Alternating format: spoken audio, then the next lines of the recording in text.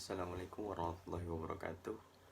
Perkenalkan, nama saya Muhammad Hadi, NIM L0011191054. Pada kesempatan kali ini saya akan mempresentasikan tugas sedimentologi laut kelas B yang berjudul Studi Hubungan Kerapatan Vegetasi Lamun dengan Laju Sedimentasi di Perairan Teluk Awur dan Bandengan Jepara pada periode Juni sampai Juli 2012. Jurnal ini dibuat oleh Nursanti Itariatsi dan Alfi Satriadi.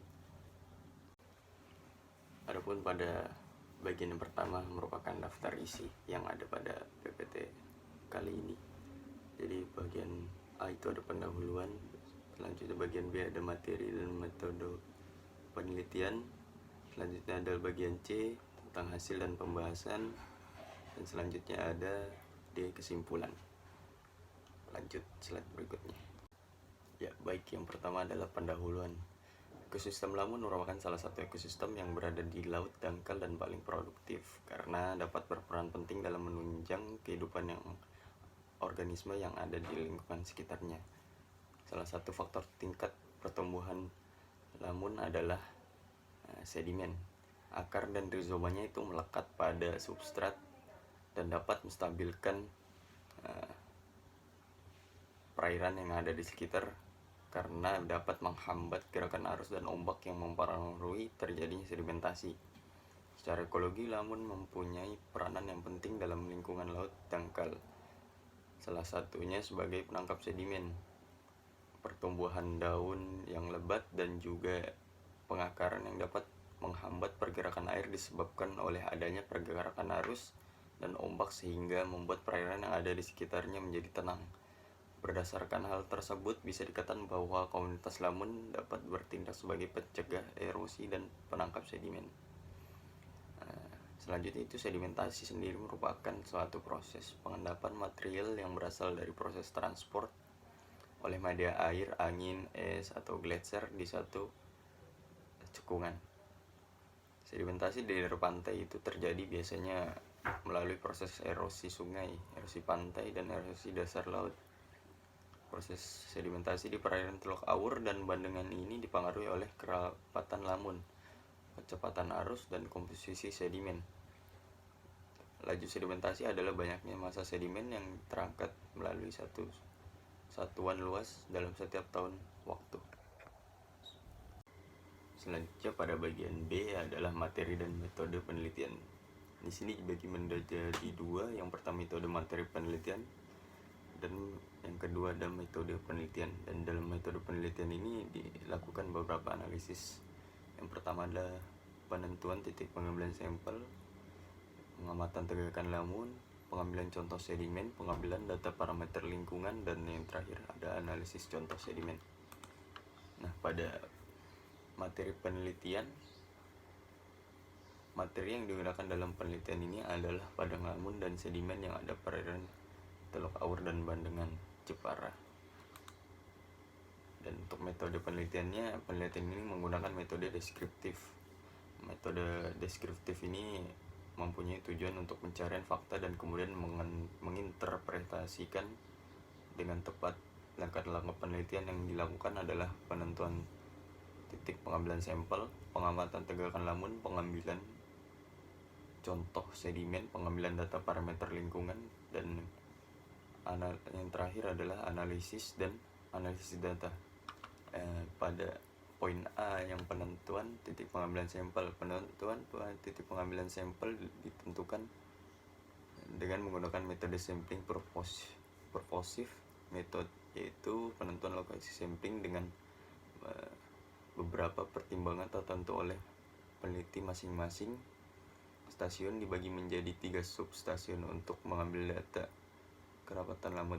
Pada masing-masing substasiun ini dibagi menjadi 2 titik lokasi pengambilan sampel sedimen dengan jarak titik pengambilan sampel ada kurang lebih 50 dan kurang lebih juga 150 meter ke arah laut untuk pemasangan sedimen trap. Bisa dilihat ini adalah merupakan layout peta. Dan selanjutnya ada pengamatan tegakan lamun.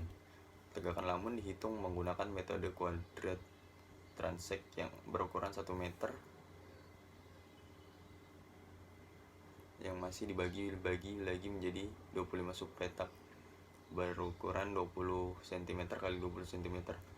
Transek ini nantinya diletakkan pada daerah lamun yang mempunyai kerapatan yang lebat, mulai dari jarang lalu ke yang paling lebat, agar data dapat diwakili sehingga datanya akurat. Terus ada pengambilan contoh sedimen. Pengambilan contoh sedimen ini dilakukan pakai atau digunakan dua cara, yaitu yang pertama itu grab sampler dan yang kedua itu sedimen trap. Grab sampler ini memiliki fungsi untuk pengambilan contoh sedimen yang berada di permukaan. Sedangkan sedimen trap ini digunakan untuk pengambilan sampel atau data dari laju sedimentasi. Nah, selanjutnya ada pengambilan data parameter lingkungan. Pengambilan data parameter lingkungan yang diukur pada saat penelitian ini adalah salinitas, suhu, kecerahan, kedalaman, dan arus. Pengambilan data parameter lingkungan ini memakai atau menggunakan masing-masing alat yang digunakan untuk mengukur parameter tersebut. Yang terakhir pada metode penelitian ada analisis contoh sedimen. Nah, setelah semuanya diambil, data parameter diambil, terus data sampel juga diambil, maka yang terakhir adalah analisis contoh sedimen. Analisis contoh sedimen dilakukan dengan menggunakan dua cara, yaitu dengan metode penyaringan atau sieve shaker dan dengan cara pemipetan. Sieve shaker bertujuan untuk mengetahui komposisi ukuran butir sedimen dengan diameter di atas 0,0625 mm, sedangkan cara pemipetan bertujuan untuk mengetahui kondisi komposisi ukuran butir sedimen halus dengan diameter di antara 0,0625 mm sampai 0,0039 mm.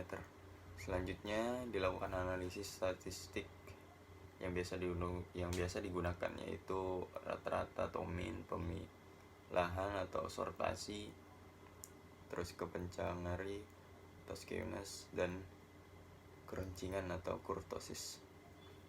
Ya, lanjut. Selanjutnya ada hasil dan pembahasan. Berdasarkan hasil yang telah dilakukan di stasiun Teluk Awur, didapatkan hasil bahwa terdapat 6 genus lamun, diantaranya 7 genus lamun di perairan Jepara. 6 genus lamun tersebut antara lain adalah Enhalus, Thalassia, Thalassia dendro, Cimodocea, Halodule, dan Syringodium. Sedangkan pada perairan Bandengan didapatkan hasil bahwa terdapat 7 genus lamun, yaitu Enhalus, Thalassia, Thalassia dendron, Cynodocea, Halodule, Syringodium, dan Halopila.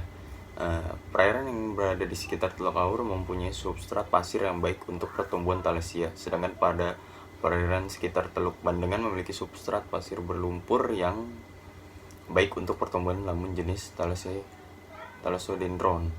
Faktor yang mempengaruhi pengendapan sedimen adalah arus dan ukuran partikel sedimen. Rata-rata kecepatan arus yang berada di perairan Teluk Awur dan Bandengan rata-ratanya sebesar 0,131 meter per second dan 0,138 meter per second. Nilai persentase lanau di perairan Teluk Awur lebih rendah jika dibandingkan dengan perairan Bandengan. Lalu pada poin terakhir adalah kesimpulan. Berdasarkan hasil penelitian yang telah dilakukan, didapatkan kesimpulan bahwa kerapatan lamun di perairan Bandengan lebih tinggi jika dibandingkan dengan perairan Teluk Awur. Di perairan Bandengan lebih tinggi dengan nilai kerapatan sebesar 457,1 individu per meter persegi dan 198,03 individu per meter persegi. Hasil sedimentasi menunjukkan bahwa perairan Bandengan lebih tinggi dibandingkan dengan perairan Teluk Awur dengan nilai 438,74 gram per